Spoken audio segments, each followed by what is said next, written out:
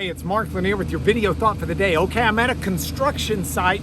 They're getting ready to do the foundation at this place. I'm going to try to visit construction sites this week for our video thoughts for the day.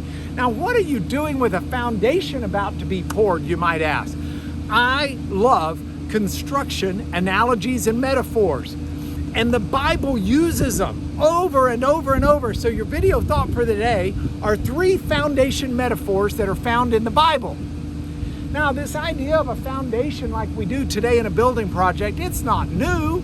People were using foundations in building projects forever. So let's take those 3 analogies. The first is Jesus' teaching. Jesus says, if you want to be a wise person, be like the wise person who builds, who first digs a deep foundation to make sure that there's a stable home. And the person who hears the words of Jesus and does them. You can hear them and not do them and they don't do you any good. But if you hear and do the words of Jesus, you're like that wise man who builds a foundation that's very sturdy before they build a house. That's your first analogy, the first idea. Let's build a good foundation for our life. The second analogy is one that Paul uses. Paul wrote to a church in a city called Corinth. And in one of the letters that we've got is 1 Corinthians, Paul said that there's really no foundation for the church, and there's no foundation for the people of God, and there's no foundation for life other than Christ himself.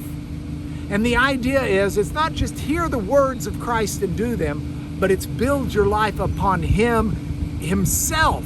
That calls you to a relationship with him that doesn't just start, but is a constant source of nourishment for your life. All of your life, the whole building you construct is one that's built on that foundation of who Jesus is, and as well as what he had to say in his teaching. And then the third analogy is one that comes from the Old Testament. In the prophet Isaiah, God prophetically talks about how he's going to lay in Zion a sure foundation, a cornerstone.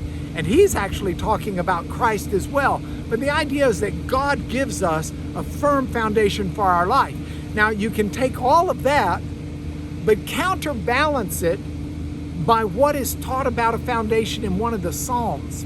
One of the Psalms says, when the foundations are being destroyed, what can the righteous do?